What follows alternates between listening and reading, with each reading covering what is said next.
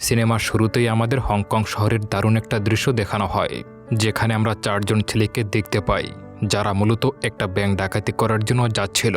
এই চারজন ডাকাতের মধ্যে কেবল দুইজনের নামই জানতে পারি, যাদের একজনের নাম সিয়ং এবং অন্যজনের নাম চ্যাং। এরপর সিয়ং, চ্যাং এবং তাদের বন্ধুরা যখন ব্যাংক ডাকাতি করে সেখান থেকে পালাতে শুরু করে, ঠিক তখনই হংকংয়ের পুলিশ অফিসাররা এই ডাকাতদেরকে ধরার জন্য তাদের পিছু ধাওয়া করে। এবং ব্যাংক ডাকাতির এই খবরটা যখন পুলিশের মেইন কন্ট্রোল রুমে জানানো হয়, তখন কন্ট্রোল রুমে থাকা বাকি অফিসাররা ব্যাংকের আশেপাশের 3 কিলোমিটারের সব সিসিটিভি ক্যামেরা চেক করতে শুরু করে, যাতে ডাকাতদেরকে সহজেই ট্র্যাক করা যায়। পুলিশ সিসি ক্যামেরা লাইভ ফুটেজে লোকেশন ট্র্যাক করে ডাকাতদেরকে ধরার জন্য নিজেদের বেশ কিছু ইউনিটকে মাঠে নামিয়ে দেয়। আর সেই লোকেশন ধরে পুলিশ যখন ডাকাতের গাড়িটিকে ঘেরাও করে ফেলে, ঠিক তখনই কন্ট্রোল রুম থেকে একজন নারী কর্মকর্তা সিসি ক্যামেরার স্ক্রিনে তাকিয়ে নির্দেশ দেয় তারা যেন এখনই ডাকাতদেরকে বন্দি করে অ্যারেস্ট করে ফেলে। কিন্তু ঘটনাস্থলে থাকা পুলিশেরা জানায় এখন ডাকাতের গাড়ি তো দূরের কথা, আশেপাশে কোনো ডাকাতের নাম নিশানাও দেখা যাচ্ছে না। এই জবাব শুনে কন্ট্রোল রুমের সবাই ভীষণ তাজ্জব হয়ে যায়। আসলে পুরো বিষয়টা ছিল একটা চাল। ডাকাত দলের মাঝে এমন একজন হ্যাকার ছিল যে পুলিশের চোখে ধুলো দিয়ে কন্ট্রোল রুমের সিসি ক্যামেরা নিজের নিয়ন্ত্রণে নিয়ে নিয়েছিল। সে কন্ট্রোল রুমের মনিটরে একটা সাজানো ভিডিও প্লে করে রেখেছিল, যা দেখে ডিউটিতে থাকা অফিসারদের মনে হচ্ছিল ডাকাত দল বুঝি এখনও তাদের পুলিশ ফোর্সের সামনেই অবস্থান করছে। সেই হ্যাকার ছেলেটির নাম ছিল সাইমন। সে আসলে সিয়ংয়ের যমজ ভাই। যাই হোক, এই ঘটনার পরপরই পর্দায় একজন বৃদ্ধ মানুষকে দেখানো হয়। সে হাইওয়ের একটি সিকিউরিটি অফিসের ভেতরে খুবই রহস্যজনকভাবে ব্যাংকের লোকজন এবং সমস্ত সিসি ক্যামেরার উপর নজর রাখছিল। আর ঠিক কিছুক্ষণ পরই ডাকাত দল সেই ব্যাংকের ভেতরে ঢুকে পড়ে। তারা ব্যাংকের অফিসারদের জিম্মি করে ওখানকার কিছু অত্যন্ত গুরুত্বপূর্ণ ডকুমেন্ট হাতিয়ে নেওয়ার চেষ্টা করে। আর এই খবর পাওয়া মাত্রই কন্ট্রোল রুমের পুলিশ অফিসাররা ব্যাংকের সমস্ত ক্যামেরা ট্র্যাক করা শুরু করে এবং ডাকাতদেরকে হাতে নাতে ধরার জন্য তাদের বেশ কিছু ইউনিটকে মাঠে নামিয়ে দেয়। অন্যদিকে ল্যারি নামের একজন ক্রিপ্টোকারেন্সি গ্রাহক যখন ব্যাংকে যায়, তখন সে জানতে পারে যে তার অ্যাকাউন্টে প্রচুর লাভ হচ্ছে, কিন্তু সে চাইলেও এখন নিজের অ্যাকাউন্ট থেকে সেই টাকা তুলতে পারবে না। এর কারণ হলো সে তার অ্যাকাউন্টের পাসওয়ার্ডটি একটি খাতায় লিখে রেখেছিল, আর দুর্ভাগ্যবশত সেই খাতার অর্ধেক চুরি হয়ে গেছে। পাসওয়ার্ডটি যে ইংরেজি 12টি অক্ষরে লেখা ছিল, সেটিও এখন তার মনে নেই। অন্যদিকে ল্যারির ব্যাংকের ম্যানেজার যখন সার্ভার রুমে আসে এবং সেখানকার গুরুত্বপূর্ণ সব ডকুমেন্ট হ্যাক করে সাইমনকে দেখায়, তখন সাইমন কিছু ভয়ের অ্যাকাউন্ট ক্লায়েন্টদের তালিকা দেখতে পায়, যাদের মধ্যে ল্যারি ছিল অন্যতম। তখন সাইমন সেই 2 ক্লায়েন্টের ব্যাপারে বিস্তারিত জানতে চায়। আর এখানে এই বৃদ্ধ লোকটির সামনে বসে থাকতে দেখে আমরা বুঝতে পারি এই বৃদ্ধ লোকটি হলো সেই ব্যক্তি যে কিনা কিছুক্ষণ আগে ব্যাংকে ঢুকে সবার সমস্ত গতিবিধি লক্ষ্য করছিল। সাইমন বলে ডিলান হলো এই শহরের সবচেয়ে বড় ক্রিপ্টোকারেন্সি সিইও, যে কিনা 1.5 মিলিয়ন মার্কিন ডলার অর্থাৎ এক বিশাল অঙ্কের টাকা নিয়ে উধাও হয়ে গেছে। কিন্তু এর পরপরই রহস্যজনকভাবে তার মৃত্যু হয়েছিল। এমনকি ধারণা করা হয় ডিলান নিজেই তার মৃত্যুর ঘটনাটি সবার সামনে সাজিয়েছিল। আর এই অ্যাকাউন্টের টাকাগুলো এখন পর্যন্ত কোনো সন্ধানই পাওয়া যায়নি। এই কথা শুনে দলের লিডার বলে তারা যেন আর সময় নষ্ট না করে দ্রুত এখান থেকে চলে যায়। কিন্তু সাইমন তার কোনো কথা না শুনে যখন সমস্ত ভিআইপি ক্লায়েন্টদের ডকুমেন্ট কপি ব্যাকআপ করে নিচ্ছিল, ঠিক তখনই সেখানে পুলিশ চলে আসে। পুলিশ আসার কারণে লিডার সবাইকে বলে তারা যেন ভয় না পায়, বরং এখান থেকে স্বাভাবিকভাবেই বের হয়ে যায়। আর লিডার যখন সেখান থেকে বের হতে যায়, তখন একটি কফি শপের মেয়ে ভুলবশত লিডারের ছবি তুলে ফেলে। তখন তার বাকি বন্ধুরা সেখান থেকে দ্রুত সরে পড়ে। পুলিশ অফিসার ও কন্ট্রোল রুমের নির্দেশনা অনুযায়ী চ্যাং ও তার বন্ধুরা ডাকাতদেরকে ধাওয়া করে। আর এক পর্যায়ে চ্যাং ডাকাত দলের বন্ধুদেরকে মারতে থাকে। ঠিক তখনই সিয়ং ও তার বন্ধুরা মিলে ওকে একা পেয়ে লিফটের ভেতরে নিয়ে আসে। সেখানে তারা চ্যাংকে প্রচণ্ড মারধর করে হ্যান্ডকাফ লাগিয়ে রাখে এবং নিজেরা বিল্ডিংয়ের ওপরের তলায় চলে আসে। চ্যাং হাতকড়া খুলে যখন আবারও সে ডাকাত বন্ধুদের পেছনে তাড়া করতে যায়, ঠিক তখনই সিয়ং এবং তার বন্ধুরা প্যারাশুটের মাধ্যমে হাইয়ের উপর লাফ দিয়ে অন্য পাশ থেকে একটা হোটেলের ছাদে চলে আসে। আর এই দৃশ্য দেখে চ্যাং তখন ডাকাতদেরকে ধরার জন্য সেখানে ব্যাকআপ টিম পাঠাতে বলে এবং সে নিজেও সেই হোটেলের দিকে যেতে শুরু করে। অন্যদিকে সিয়ং তার বন্ধুরা যখন ওই বিল্ডিংয়ের ছাদে আসে, তখন ব্যাকআপে থাকা পুলিশ ফোর্স তাদের উপরে আক্রমণ শুরু করে। কিন্তু ডাকাতরা সেই পুলিশের লোকদেরকে উল্টো মারধর করে হোটেলের ভেতরে ঢুকে পড়ে। এরপর তারা খুব চালাকি করে নিজেদের ড্রেস পরিবর্তন করে নেয় এবং মুখে নকল দাড়িগোঁফ লাগিয়ে যে যার মতো সাধারণ মানুষের মতো ছদ্মবেশ নিয়ে এখান থেকে পালাতে শুরু করে। আর ও আরও কিছু ব্যাকআপ টিম নিয়ে যখন সেই বিল্ডিংয়ে চলে আসে, তখন সেখানে খরস্থল পরিস্থিতি তৈরি হয়ে যায়। অন্যদিকে হ্যাকার সাইমন তার বন্ধুদেরকে এখানে নিরাপদে বের করে নেওয়ার জন্য সমস্ত গ্রাহকদেরকে সিসিটিভি ক্যামেরা ও সিকিউরিটি সিস্টেম হ্যাক করে ব্যাকআপ দিতে শুরু করে। আর কিছুক্ষণ যাওয়ার পর ও যখন হোটেলের লবি দিয়ে যাচ্ছিল, তখন একজন সাধারণ মানুষের ছদ্মবেশে থাকা ডাকাত তার পাশ দিয়ে হেঁটে যেতে শুরু করে। আর তখনই চ্যাং বুঝতে পারে যে ডাকাতরা আসলে ছদ্মবেশ ধরে পুলিশকে ধোঁকা দিচ্ছে। চ্যাং যখন এই গুরুত্বপূর্ণ তথ্যটি কন্ট্রোল রুমে জানায়, তখন কন্ট্রোল রুমে সবাইকে নির্দেশ দেয় যে তারা যেন হোটেলে প্রবেশ করা সন্দেহভাজন সমস্ত লোকদেরকে দ্রুত চিহ্নিত করে। অফিসাররা যখন সেই লোকদেরকে শনাক্ত করতে শুরু করে, ঠিক তখনই একজন পুলিশ অফিসার সিয়ংয়ের এক বন্ধুকে চিনে ফেলে। অফিসার যখনই তাকে ধরতে যাবে, ঠিক তখনই সিয়ং বিষয়টা লক্ষ্য করে ইচ্ছে করে সেই পুলিশের গায়ে জোর করে একটা ধাক্কা দেয়। ধাক্কা লেগে পুলিশ অফিসারের গায়ে থাকা বডি ক্যামেরায় কেক লেগে যায়, যার ফলে ক্যামেরার লেন্সটা কিছুটা ঘোলাটে হয়ে যায়। আর এই সুযোগে এই ছেলেটি পুলিশের চোখ ফাঁকি দিয়ে ওখান থেকে কিছুটা দূরত্ব বজায় রেখে সরে পড়ে। পুলিশের সামনেই হোটেল থেকে বের হয়ে ডাকাতরা সোজা সেই প্রদর্শনীতে চলে যায়, যেখানে মহামূল্যবান সোনার গাছটি দেখানো হচ্ছিল। চ্যান তখন তার টিমের লোকদেরকে নিয়ে সেখানে পৌঁছানোর পর দেখতে পায় যে ডাকাতরা মূলত পুলিশের ছদ্মবেশ ধারণ করে সেখানে পৌঁছে গেছে। চ্যাং যখনই তাদেরকে ধরতে যাবে, ঠিক তখনই সেখানে থাকা কৃত্রিম সোনার গাছটি প্রদর্শনী শুরু হয়ে যায়। আর এই হুলস্থুলের সুযোগ নিয়ে ডাকাতরা সেই গাছের উপরে লাফিয়ে পড়ে এবং সমস্ত সোনার পাতা ছেড়ে চোখের পলকে ওখান থেকে পালিয়ে যায়। আশেপাশে এত পুলিশ থাকা সত্ত্বেও মাত্র 4 জন ডাকাতকে ধরতে না পারার কারণে পুলিশ কমিশনার তাদের উপরে প্রচণ্ড রেগে যায়, কারণ সেই সোনার পাতার দাম ছিল প্রায় $500 মিলিয়ন। এই ঘটনার পর কমিশনার সমস্ত পুলিশ অফিসারদের নিয়ে একটি জরুরি মিটিংয়ে বসে। মিটিংয়ে আলোচনা করা হয় যে তারা কিভাবে এই ধুরন্ধর ডাকাতদেরকে ধরবে। তখন উপর মহল থেকে কমিশনারকে এই কেসের তদন্তের জন্য একজন প্রাক্তন পুলিশ অফিসার ওয়াংকে দায়িত্ব দেওয়ার পরামর্শ দেওয়া হয়। কমিশনার প্রথমে রাজি হননি, কারণ এই পুরনো যুগের অফিসার আধুনিক ক্রাইম বা হ্যাকিং সম্পর্কে কিছুই জানে না। কিন্তু অন্য কোনো উপায় না দেখে শেষ পর্যন্ত কমিশনার তাকে দিয়ে এই ডাকাত দলকে ধরার চূড়ান্ত সিদ্ধান্ত নিয়ে নেয়। আর কমিশনারের এমন সিদ্ধান্ত নেওয়ার মূল কারণ ছিল চাকরি থেকে অবসর নেওয়ার আগে এই অফিসার একের পর এক ভয়ঙ্কর সব কেস সলভ করেছিল, যার কারণে সে টানা 5টা বেস্ট অ্যাওয়ার্ড পেয়েছিল। কিন্তু অতীতে একটি কেস তদন্তের সময় নিজের ভুলের কারণে তার এক আপন বন্ধু মারা যায়, আর সেই তীব্র অপরাধবোধ থেকে সে নিজে থেকে অবসর নিয়েছিল। আর এই ব্যাকস্টোরি জানার পর পর্দায় আমাদের সেই ওল্ড অফিসার ওয়াংকে দেখানো হয়। সে এখন অনেকটাই বৃদ্ধ হয়ে গেছে এবং নিজের অবসর জীবন কাটানোর জন্য পোষা কুকুর নিয়ে ঘুরে বেড়ায়। প্রতিদিনের মতো সে যখন তার কুকুরকে নিয়ে রাস্তায় হাঁটছিল, তখন একটি মেয়ে তাকে গোপনে ফলো করতে শুরু করে। গগ যখন তাকে ফলো করতে করতে একটা রেস্টুরেন্টে এসে বসে, তখন অফিসার নিজেই সেই গগর কাছে গিয়ে সরাসরি জানতে চায় যে সে কেন তাকে ফলো করছে। গগ প্রথমে কিছু বলতে না চাইলেও অফিসার তখন নিখুঁতভাবে বলে দেয় যে সে গত 4 ঘন্টা ধরে কোথায় এবং কিভাবে তাকে ফলো করছিল। নিজের এত গোপনীয়তা এভাবে ফাঁস হতে দেখে গগ তো পুরোই অবাক হয়ে যায়। আর এখান থেকেই আমরা আসল পরিচয় জানতে পারি। গগ আসলে একজন পুলিশ অফিসারের মেয়ে এবং সে ওয়াংয়েরও চেনা। গগ যখন তাকে শেষবার দেখেছিল তখন তার বয়স ছিল মাত্র 8 বছর। ওয়াং যখন জানতে পারে যে তাকে আবারও সেই কেসের জন্য পুলিশ স্টেশনে ডেকে পাঠানো হয়েছে, তখন সে গগর সঙ্গে পুলিশ স্টেশনে চলে আসে। সেখানে আসার পর পুলিশরা তাকে সিসিটিভি ফুটেজের ডাকাতের ছবি দেখায়। তারা বলে যে এই ভিডিওগুলো দেখে তারা কিছুই বুঝতে পারছে না এবং এই ভিড়ের মাঝে ডাকাতরা ঠিক কোথায় লুকিয়ে আছে তাও তারা ধরতে পারছিল না। তখন ওয়াং সেই ভিডিও ফুটেজটি ভালো করে লক্ষ্য করে এবং নিজের অভিজ্ঞতা কাজে লাগিয়ে মুহূর্তের মধ্যেই ছদ্মবেশী ডাকাতদের চিহ্নিত করে ফেলে, যা সাধারণ পুলিশরা করতেই পারছিল না। অন্যদিকে শহরের অন্য এক প্রান্তে হ্যাকার সাইমন, চ্যাং এবং তাদের বন্ধুরা যখন আস্তানায় বসেছিল, তখন তাদের গ্যাং লিডার সেখানে এসে সাইমনকে প্রচণ্ড মারধর করতে শুরু করে। বসের এত রেগে যাওয়ার কারণ হলো তাদের এত বছর ক্রাইম ক্যারিয়ারে আজ পর্যন্ত কোনো অপরাধ করে পুলিশের কাছে ধরা পড়তে হয়নি, কিন্তু সাইমনের খামখেলের জন্য এবার পুলিশ তাকে ধরেই ফেলেছিল। এদিকে পুলিশ স্টেশনে ওয়াং তার বাকি কর্মীদের নিয়ে সেই ছবিগুলো আবারও ভালো করে পরীক্ষা করছিল। তখন সে লক্ষ্য করে ব্যাংক থেকে টাকা তোলার সময় সেখানে 5 জন ব্যক্তি উপস্থিত ছিল, যাদের মধ্যে একজন ছিল তাদের মূল লিডার। এই সূত্র ধরে সে সেখানে থাকা আরও কিছু ভিডিও ফুটেজ ভালো করে চেক করতেই সেই ডাকাত লিডারের একটা আবছা ছবি দেখতে পায়, কিন্তু ছবিটা অনেক বেশি ঘোলাটে হওয়ার কারণে সেই লিডারের ছবি ভালোমতো দেখতে পারছিল না। তখন সেই ঘোলা ছবিটা দেখে ওয়াং বলে, হতে পারে এই লোকটা হলো শ্যাডো, যে কিনা 80-এর দশকে বিদেশি পলাতক একজন প্রাক্তন স্পেশাল ফোর্সের সদস্য ছিল। সে যুদ্ধের সময় ছদ্মবেশ ধারণ করে সামরিক ও রাজনৈতিক লক্ষ্যবস্তুর ভেতরে ঢুকে পড়ত এবং খুবই দক্ষতার সঙ্গে শত্রুদেরকে হত্যা করে ওখান থেকে নিখোঁজ হয়ে যেত। এরপর একদিন অতিরিক্ত টাকার লোভে সে চীনে বেশ কয়েকটা বড় বড় ব্যাংক ডাকাতি শুরু করে এবং 1999 সালে পুলিশের জাল ফাঁকি দিয়ে চিরতরে গায়েব হয়ে যায়। বৃদ্ধ অফিসারের এই কথা শুনে লেডি অফিসার বলে, যদি এই লোকটি আসলেই শ্যাডো হয়ে থাকে তাহলে শুধুমাত্র এই ঘোলাটে ছবি দিয়ে তাকে শনাক্ত করা অসম্ভব, আমাদের আরও পরিষ্কার ছবি দরকার। তখন তাদের একজন সহকর্মী এই এলাকার বিভিন্ন জায়গার একটি গাড়ির ফুটেজ দেখিয়ে বলে শ্যাডো নামের এই অপরাধী বর্তমানে শহরের আশেপাশে ঘোরাফেরা করছে। এই কথা শুনে ওয়াং বলে, শ্যাডোকে ধরতে হলে আমাদের তার গাড়ির উপরে কড়া নজর রাখতে হবে। সে পরামর্শ দেয় তারা যেন সেই সমস্ত সন্দেহভাজন লোকদের উপরে নজর রাখে যাদেরকে শ্যাডো লোকেরা সেদিনের পর আর দেখেনি। কিন্তু তখন পুলিশ কমিশনার বলে তাদের কাছে এই মুহূর্তে তেমন নির্দিষ্ট কোনো খবর নেই। তাই কমিশনার নিজেই নতুন করে একটি টিম গঠনের সিদ্ধান্ত নেয়।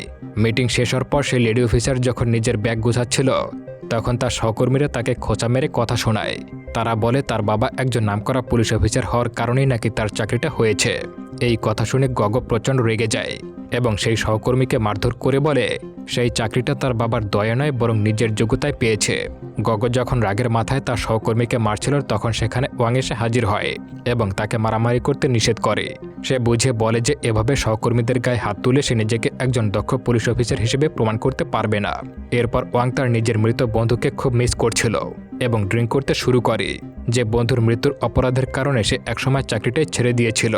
আর এখান থেকেই আমরা জানতে পারি এই তরুণ লেডি অফিসারটি আসলে ওয়াংয়েরই সেই মৃত বন্ধুর মেয়ে। এর পরের দিন ওয়াং আবারও সেই পুলিশ স্টেশনে চলে আসে এবং ডাকাতদেরকে ধরার জন্য নতুন টিম নিয়ে নেমে পড়ে।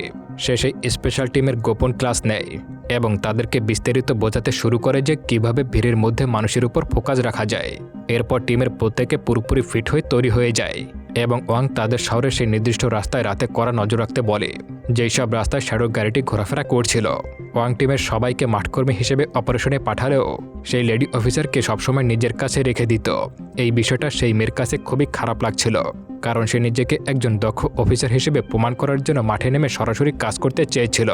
অন্যদিকে ডাকাত দলের আস্তানায় দেখা যায় তারা এবার সেই ক্রিপ্টোকারেন্সির ফার্মে লুকিয়ে রাখা বিলিয়ন বিলিয়ন ডলার চুরি করার জন্য একটা মস্ত প্ল্যান করছিল। তখন সাইমন বলে এতদিন আমরা যেভাবে চুরি করেছি সেটা ছিল পুরনো স্টাইল, আর এখন তো সবকিছু ডিজিটাল, তাই এবারের এই মিশনটা এত সহজ হবে না। এই কথা শুনে দলের বস তখন সাইমনকে চ্যালেঞ্জ ছুড়ে দিয়ে বলে সাইমন যদি সত্যি এত পারে তবে সে যেন তার এই ডিজিটাল নিয়ম খাটিয়ে নিজের দায়িত্বেই এই মিশনটা শুরু করে দেখায়। সাইমন বসের এই প্রস্তাবে রাজি হয়ে যায়। এরপর সাইমন যখন রুম থেকে বের হয়ে আসে তখন একটি ফ্ল্যাশব্যাকে দেখানো হয় যে সাইমন ও তার বন্ধুরা এই ডাকাত দলই একসঙ্গে বড় হয়েছে। দলের বসে তাদের সবাইকে ছোটবেলা থেকে নিজের ছেলের মতো করে পরম আদরে বড় করেছে।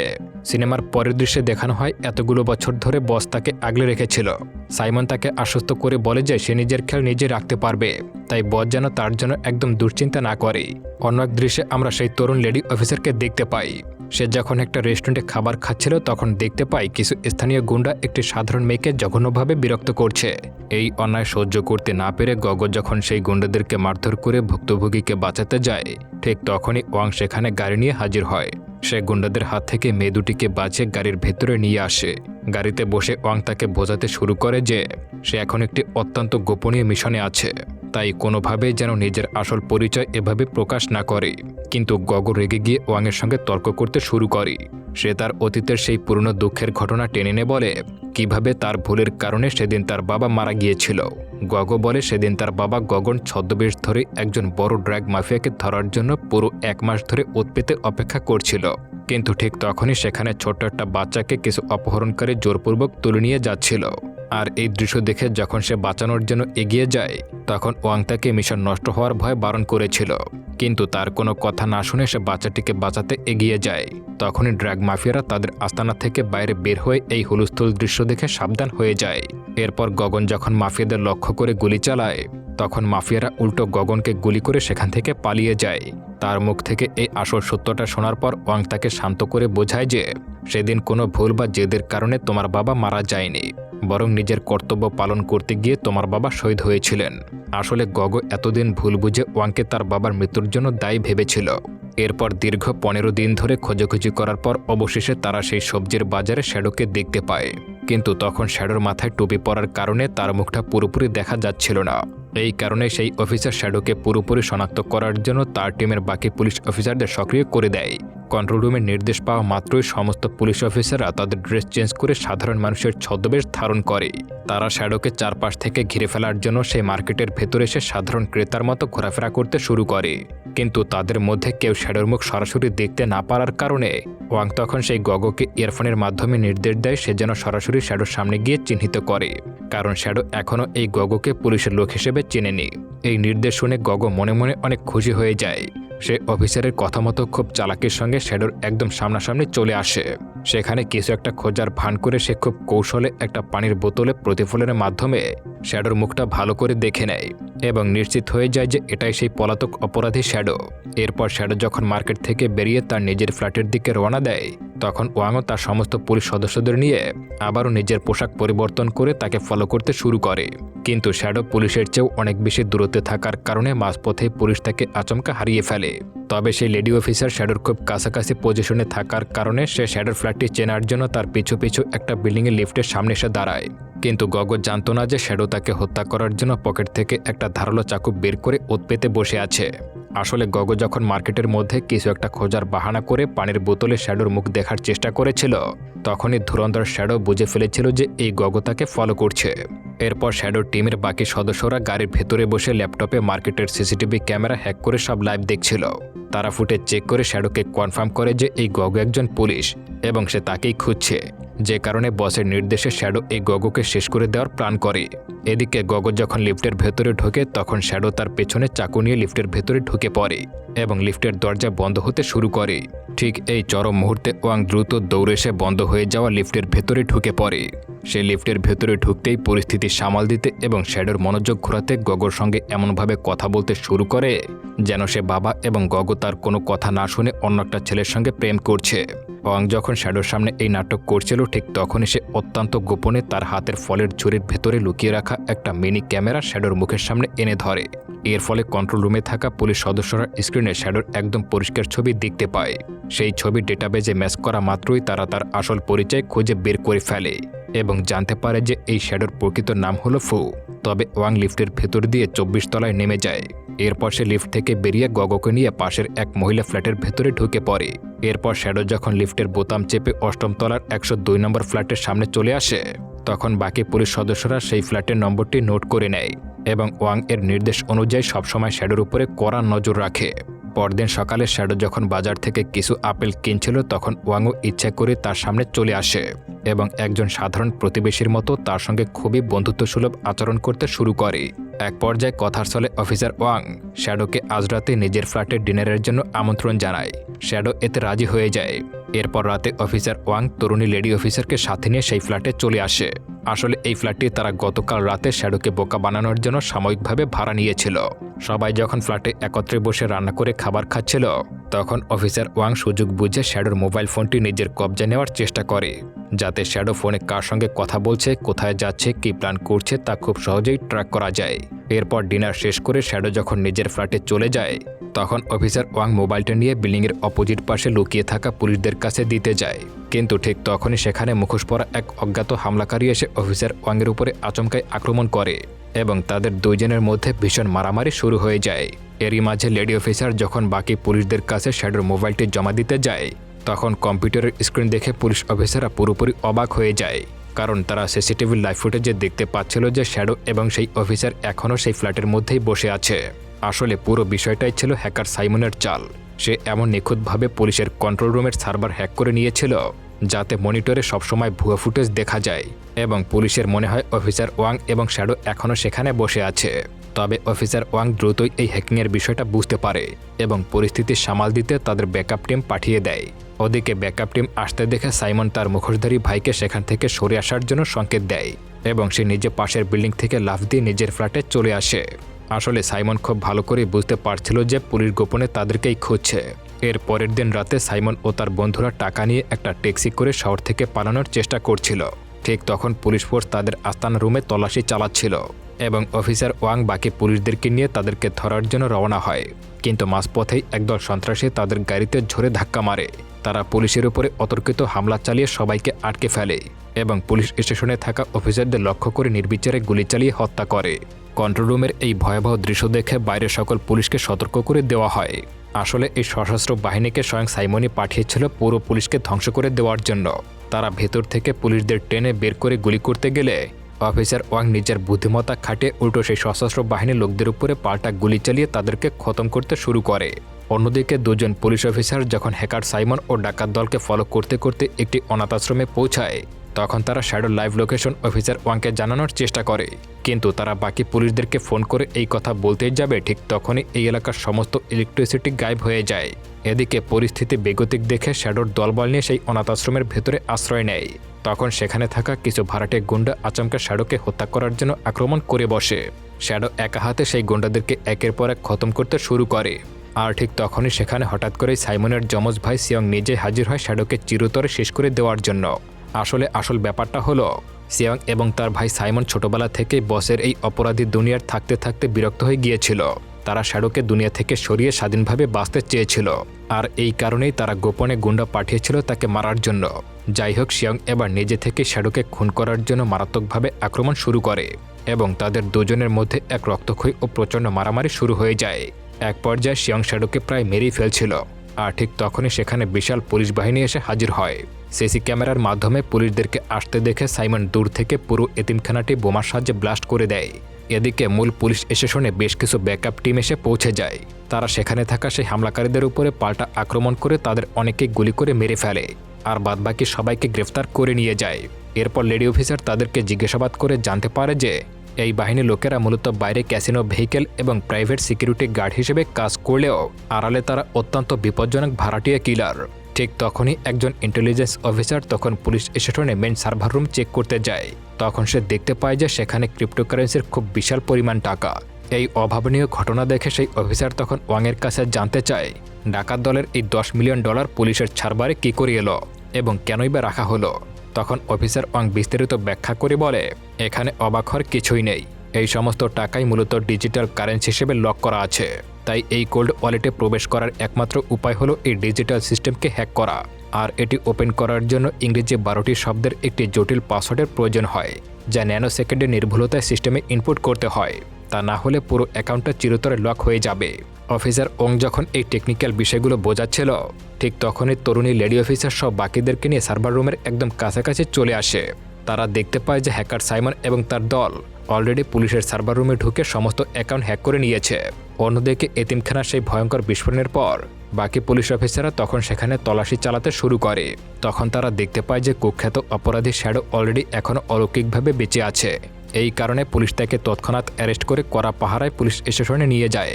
এদিকে হ্যাকার সাইমন ও তার বন্ধুরা যখন শহর থেকে পালানোর জন্য একটা বিলাসবহুল হোটেলে আশ্রয় নেয়, তখন শহরের বিভিন্ন জায়গার সিসিটিভি ক্যামেরা ফুটেজ চেক করে অফিসার ওয়াং তাদের এই লোকেশনটি ধরে ফেলে। সে দ্রুত লেডি অফিসার এবং তার টিমকে নিয়ে সেই হোটেলে এসে হাজির হয়। সাইমন ও তার বন্ধুরা যখন গাড়ি দিয়ে বের হচ্ছিল, ঠিক তখনই পুলিশ তাদের চারপাশ থেকে ধাওয়া করে। পুলিশের একটি দল সেখানে পৌঁছালেও সাইমন ও তার বন্ধুরা উল্টো পুলিশের উপর আচমকায় আক্রমণ করে বসে।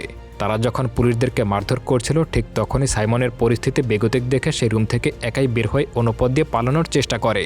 এই দৃশ্য দেখে অফিসার ওয়াং সেই নারী অফিসারকে নির্দেশ দেয় যে সে যেন বাকিদেরকে ছেড়ে একা সাইমনকে ফলো করতে শুরু করে।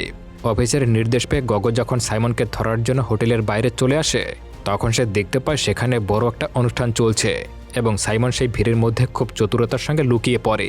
গগো ভিড়ের মধ্যে বিভিন্ন দিকে খুঁজতে খুঁজতে এক পর্যায়ে সাইমনের একদম সামনাসামনি দেখে ফেলে।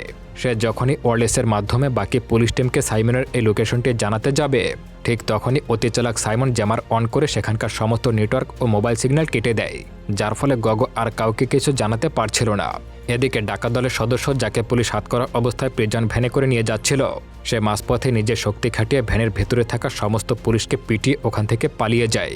অন্যদিকে জন নামের একজন সাহসী পুলিশ অফিসার যখন দূর থেকে সাইমনকে দেখতে পায়, তখন সে ব্যাকআপের জন্য অপেক্ষা না করে একাই সাইমনের পিছু নিতে শুরু করে। কিন্তু সে সাইমনকে ধরার আগে সেখানে অতর্কিত শ্যাডো এসে হাজির হয়। শ্যাডো তার হাতকড়া ভাঙা অবস্থায় পকেট থেকে ধারালো ছুরি বের করে জনকে নৃশংসভাবে মেরে ফেলে। এরপর শ্যাডো সাইমনকে আঘাত করে গুরুতর আহত করে সেখান থেকে দ্রুত পালিয়ে যায়। আর এই ভয়াবহ খবরটি পাওয়া মাত্রই লেডি অফিসার যখন সেই রেল স্টেশনে পৌঁছায়, তখন তারা দেখতে পায় জন তাদের চোখের সামনে নিঃশ্বাস ত্যাগ করেছে। নিজের এমন একজন বিশ্বস্ত সহকর্মীকে এভাবে চোখের সামনে মারা যেতে দেখে ওয়াং এবং ওং তারা দুজনেই কান্নায় ভেঙে পড়ে। আসলে জন নামের এই পুলিশ অফিসারটি ছিল লেডি অফিসারের বয়ফ্রেন্ড, যার কারণে জনের নৃশংস মৃত্যু তাকে ভেতর থেকে ভেঙে দিচ্ছিল।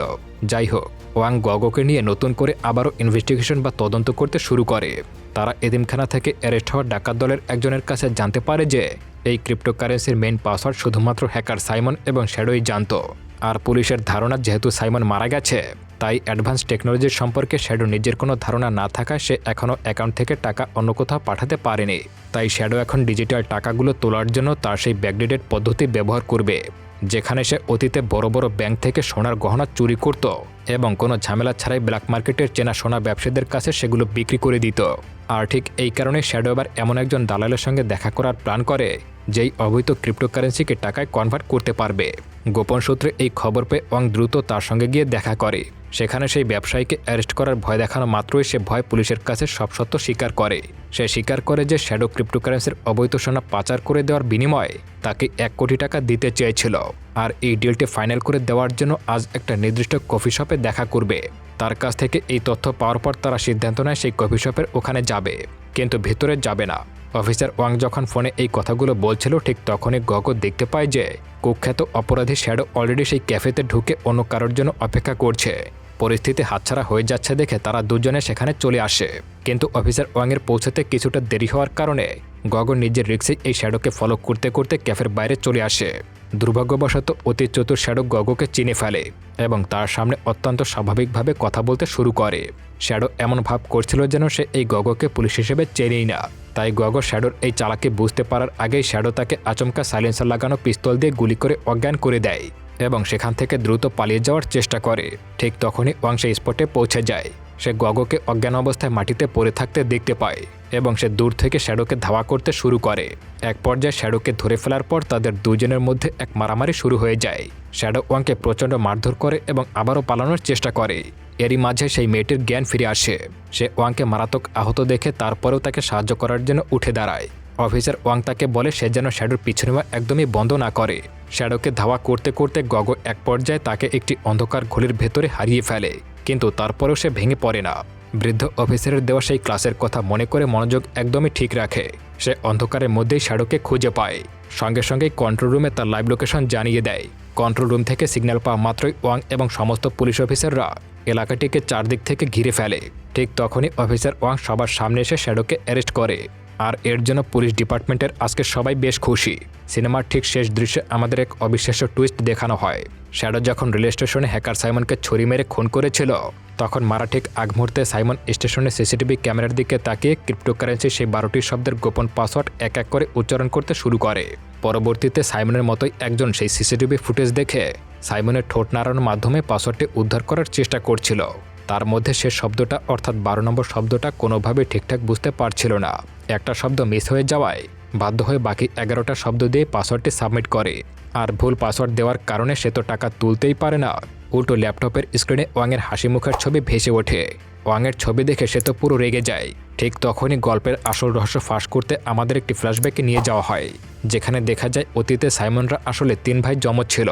তাদের মধ্যে 2 জনকে সেই এতিমখানায় ফেলে দেওয়া হয়েছিল এবং বাকি একজনকে একটি ধনী পরিবার অ্যাডাপ্ট করে নিয়েছিল। আর এই তৃতীয় ভাইটি ছিল দেখতে হুবহু সাইমনের মতোই। সিনেমার শেষ দৃশ্যে দেখা যায় ওয়াং অলরেডি ক্রিপ্টোকারেন্সির সেই নিখুঁত 12 নম্বর পাসওয়ার্ডটি খুব ভালো করেই জানে, যেটার নাম ছিল এক্সেল 80। আর এরই সাথে সাথে সিনেমাটা এখানেই শেষ হয়ে যায়। তবে যেভাবে গল্পটি শেষ হলো, এটা থেকে আমরা বুঝতে পারি নিশ্চয়ই এর সেকেন্ড পার্ট অবশ্যই আসতে চলেছে। তো আপনারা কি পরবর্তী পার্ট দেখতে চান তা অবশ্যই কমেন্ট করে জানিয়ে দিন। ভিডিও ভালো লাগলে চ্যানেলটি অবশ্যই সাবস্ক্রাইব করুন। ধন্যবাদ।